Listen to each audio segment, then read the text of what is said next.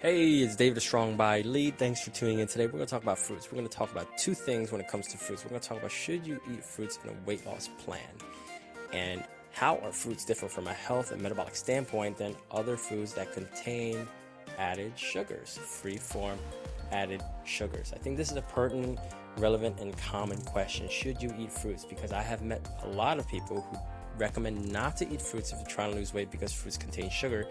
But I've also met a lot of other people, including health professionals, professors, and researchers who say that sugars are not as evil as people make them out to be. It's all context dependent, it's situational, it's relative, and I would like to talk to you about that. One of my clients asked me this question: should you eat fruits on a weight loss plan? Not because she wanted to lose weight. She's lean, she's strong, she's tight, she's dedicated. She had a discussion with one of her colleagues who said that she shouldn't eat fruits during a weight loss plan because so-and-so said it. Maybe a personal trainer, she got it from a video, she read it in an article, whatever the case is. Whoever the source of this information is recommended not to eat fruits during a weight loss plan because fruits contain sugars, and sugars increase blood sugar. Increased blood sugar will prompt the release of a hormone called insulin, which is a hormone that's released from the pancreas and responsible for normalizing blood sugar.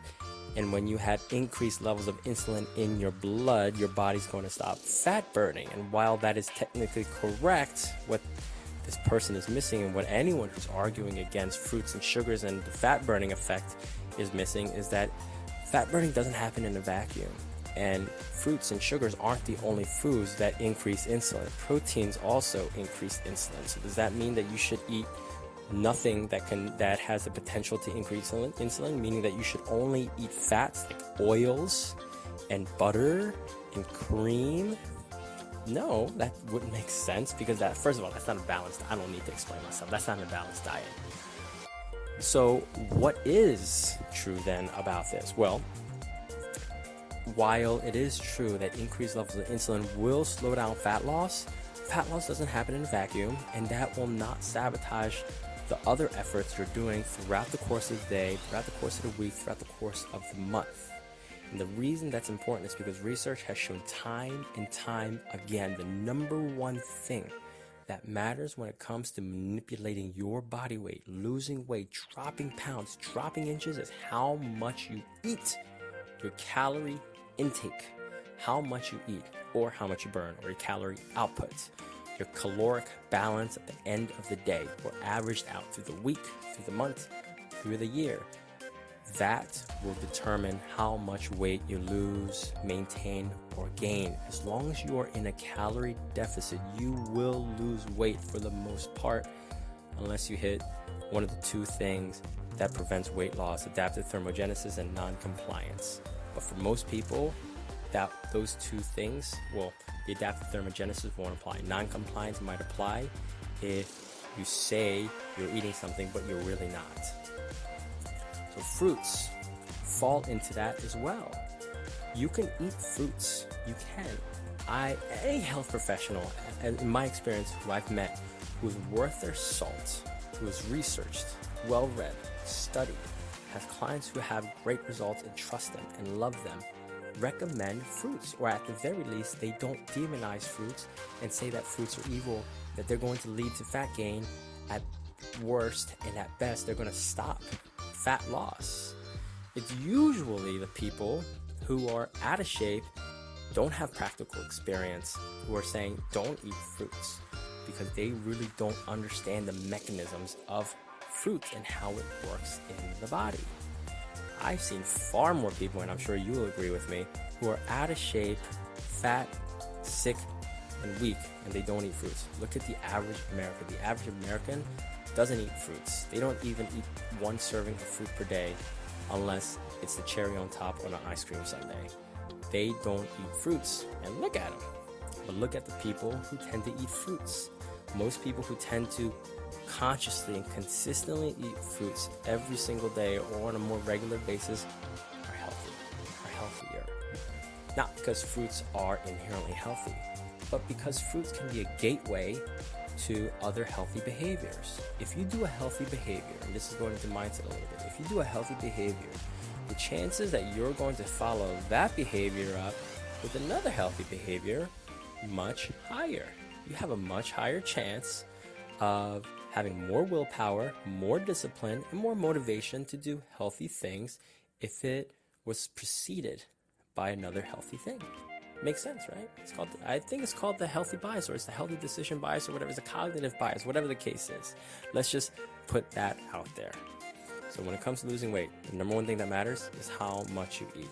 Professors have done this experiment on themselves, on their students, on their subjects. Researchers have done this in rigorously controlled research trials, diet ward studies, where researchers are controlling all the food their subjects eat, and they have shown that the number one factor that matters when it comes to losing weight, managing your body weight, is how much you eat. Your calorie intake, your calorie output, calories in, calories out. That's for weight management. But when it comes to health, we want to look at health too, because there aren't many people who are just concerned with the number on the scale, because it's very possible for you to lose weight and still feel like crap.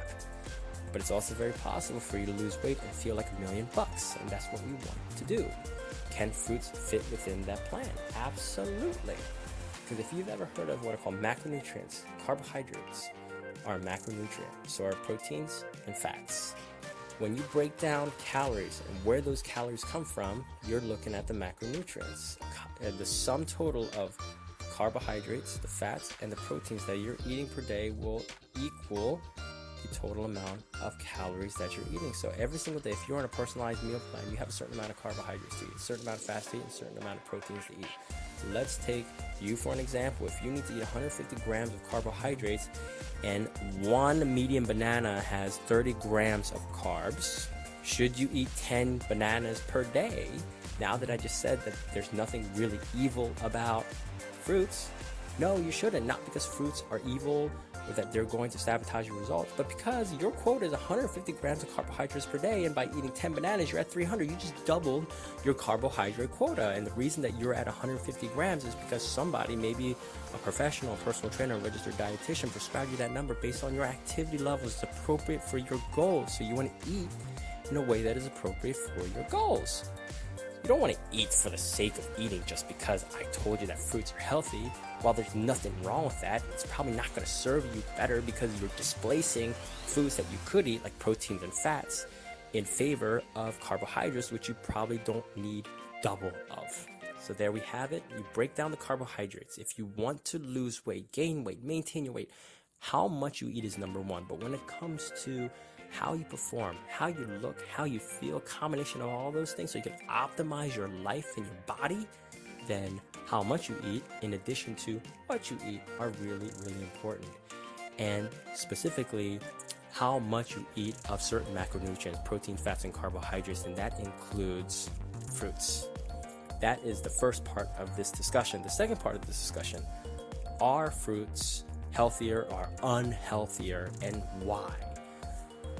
The biggest argument for fruits when it comes to health versus not healthy is that the sugars in fruits are naturally occurring. There's a difference between natural. I've heard this before. Fruits have natural sugars there, so they're healthier, right? That's incorrect. The sugars in fruits are naturally occurring. Sugar is sugar. The body is going to process sugar the same way. There are 3 simple sugars that almost every carbohydrate food will eventually get broken down to. Fructose is one of them. Fructose comes naturally occurring in fruits. So your body really doesn't have to do that much work to liberate the fructose in fruit because it already comes in its simple form. Hence the name fructose fruit, because the sugar is derived from the fruit. There's also glucose, and then there's galactose. Glucose is the sugar that is found in grains and starchy carbohydrates such as tubers, potatoes, grains, oats, rice, bread. Those foods contain a high proportion of glucose, which is why if you look on the nutrition label of bread, it says total carbohydrates, for example, 20 grams. Total sugars, 1. How is it that you only have 1 gram of sugar in a 20 carbohydrate slice of bread? Because a lot of the carbohydrates are coming from starch, and they do not specify how much starch is in a particular food. But if you look on the nutrition label of a banana, you're going to say that Total carbohydrates, 25 grams. Total sugars, 24 grams. Because fructose is one of those simple sugars that they will spell out in a nutrition label. Why? I don't know. I think they just decided to do that, or maybe there was some sort of incentive to let people know that these sugars can be, I don't know, potentially dangerous. Who knows? I think a lot of the nutrition label, a lot of the knowledge that govern nutrition labels and things like that are a little bit antiquated. Not all of it, but some of them is antiquated. And I think the nutrition label and how the nutrition label is broken down is probably one of them. What about how that sugar, the fructose, compares to high fructose corn syrup? And here it is. The sugar that's naturally occurring in fruit is different because it's accompanied by other things versus free-form added sugars like high fructose corn syrup that are made in a lab. The fructose found in fruits come with fiber, vitamins, minerals, some other nutrients. Let's say, for example, coconut and avocado come with fat and fiber, whereas high fructose corn syrup is straight manufactured in a lab by humans. It's straight sugar. Your body will, boom, process it so much faster. Because while the body doesn't have to work as hard to liberate the fructose or to break down sugars in the fruit in order to get to the fructose, it does have to break apart the fibers. It does have to get the water, extract the water from the fruit in order to get to the fructose. That's the biggest difference. And while fruits can increase blood sugar, if you are interested in how fruits can increase your blood sugar, look at what's called the glycemic load and the glycemic index. These are all proxies of how much carbohydrates certain foods have and to what degree it will increase your blood sugar compared to a control, which is usually white bread in the glycemic index. If you're interested in the glycemic index of certain foods, you can go to those things. You're not going to find a fruit that has a glycemic index of like 80. White bread has 100, that's the control. And there are other foods like highly processed carbohydrates, like pastries, donuts, cakes, and cookies, have really high glycemic indexes because the body breaks them down fast. The body has very easy access, convenient access to those sugars versus fruits. Has to go through a bunch of other things to get to those naturally occurring fruits or naturally occurring sugars, the fructose, that are bound up by other nutrients. I think that is the biggest difference. Now, what are the differences? And we're going to talk about this very briefly. What are the differences between the sugars? You have glucose, you have fructose, and you have galactose. Well, galactose is considered the dairy sugar. It's found in dairy. Lactose is actually two galactose sugar molecules combined together. Your body will cleave the lactose to liberate the galactose. And people who are lactose intolerant, they lack the lactase enzyme that will cleave the lactose into the galactoses. So the body doesn't process and metabolize the lactose, which is what causes the upset stomach, the indigestion, the gas, because the lactose just goes uncleaved. It doesn't get broken down into the simplest constituents, galactose. Glucose, as we mentioned earlier, is the sugar that's primarily found in starchy carbohydrates. You have a thing called simple sugars and you have a thing called complex sugars. Simple sugars are fructose, the glucose, and the galactose. The complex sugars are sugars that are linked together and require more time, more energy to break down. Think about breaking the links of a big group of people versus breaking the link of two people who are holding hands. Breaking the links of the big group of people is going to take longer, it's going to take more energy, right? It works the same way. Your body has to break more links in, say, potato or oats because those are considered carbohydrates in order to liberate the glucose. When it comes to fructose, the saving grace for fructose is that it has to, most of it, almost all of it has to get shuttled to the liver first, because the liver is really the only site in the body that has a special fructose metabolizing enzyme. The muscles have very little of it. Fat really don't have that much of it. It's mainly the liver. And there are really two major fates of fructose that gets metabolized in the liver. One, fructose gets used to stabilize blood sugar. This is really important. While chronically increased blood sugar can be unhealthy, you want to have a certain level of blood sugar because that blood sugar is what's going to go to the brain to give the brain energy. The brain needs about 130 grams of sugar per day, and most of that sugar comes from fructose that is derived in the liver. That's one fate. The other fate, it gets stored as liver glycogen. Glycogen is considered the storage form of sugar, any sugar, galactose, fructose, and glucose. You have muscle glycogen and you have liver glycogen. Glucose is preferentially sent to the muscles to turn into muscle glycogen, and it's also the preferential energy source for working muscles when you're working out. Let's say, for example, I wouldn't recommend this. Let's say you eat oats while you're working out. The glucose from the oats, if the body can break it down without you having an upset stomach and getting indigestion because you're working so hard and eating a complex carb at the same time, those glucose molecules will go to the working muscles. But fructose, let's say you eat a banana while you're working out, it's not going to go to the working muscles first. Some of it might, but most of it will go to the liver first, and that's going to be responsible for stabilizing blood sugar, because when you work out, your blood sugar will increase. Your blood sugar increases because the rate at which your body releases liver glycogen increases, because your brain is consuming more oxygen, your brain is consuming more energy, and so is your body, so are your muscles, so are your organs, and your liver is responsible for stabilizing blood sugar. Your liver is responsible for supplying the blood sugar by liberating its liver glycogen, so the fruits coming in can help replenish the liver glycogen in the liver. And research has shown that you want to have a certain amount of liver glycogen in order to be healthy. How much? About 40 grams is a good amount. 40 grams is about 1 to 2 servings of fruit. 40 grams, 40 to 50 grams in the average person. Those are the differences between the three types of sugar. We don't even really need to talk about the differences of high fructose corn syrup, of free-form glucose, of dextrose, of maltose.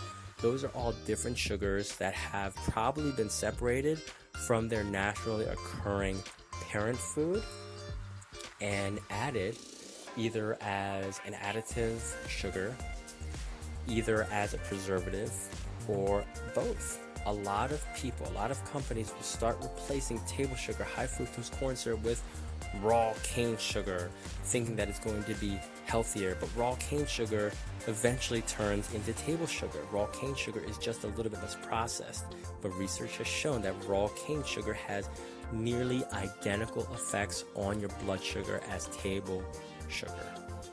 It's just not bleached. It's just not milled finely. The processing is a little bit different. It's not as processed, but it has very similar effects on your metabolism. But is it healthier? If you had the choice of doing table sugar or high fructose corn syrup or raw cane sugar, which one should you do? You do the raw cane sugar if you have absolutely no choice. But know that there is really not that much of a difference from a health standpoint between raw cane sugar and table sugar. And when it comes to fruits, it's absolutely okay for you to eat fruits during a weight loss phase, as long as you are following your personalized calorie and macronutrient requirements. The sugars found in fruits are healthy. They're naturally occurring. They have metabolic consequences. Your body uses fructose for essential functions: liver glycogen, stabilizing blood sugar, supplying glycogen or glucose to, or fructose. Well, when the liver releases the liver glycogen, it gets released as glucose. I mean, it comes in as fructose, it leaves as glucose to the brain, to muscle sites, to the organs, to the blood cells. So fructose has a lot of essential functions that many people don't know about. A lot of people just think fructose is dangerous because it's high fructose corn syrup, guilty by association. So, just as a recap again, fruits are healthy. Eat the fruits. Don't overdo them. Look at your personalized calorie plan, your macronutrient breakdown. Make sure you're staying under quota. How many fruits really for the average person? Almost anyone outside of type 1, type 2 diabetics, someone who shouldn't be eating sugars at all, can get away with 4 servings of fruit per day. 4 servings of fruit per day, anywhere between 2 to 4. I usually have 2 servings of fruit per day, but that's because I get a lot of my carbohydrates from starchy carbohydrates like oats, rice, potatoes. That doesn't necessarily mean I have fruits or I have an alpha fruits. I just get my carbohydrates from other places, and I don't think there's anything wrong with ads. Now, if you have any questions, shoot them over to me, david@strongbylee.com. I'm here to answer your fruit tea questions. This is David Strong by Lee. I look forward to hearing from you. Until next time, stay frugal.